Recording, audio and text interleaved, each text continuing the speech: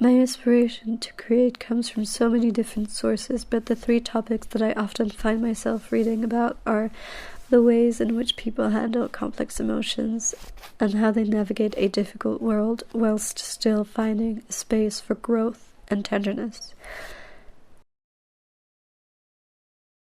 I also keep reading around feminism, sisterhood, womanhood. Any of those three topics is something that will keep interesting me, I think. And then the final one is friendships and relationships in all their forms, really.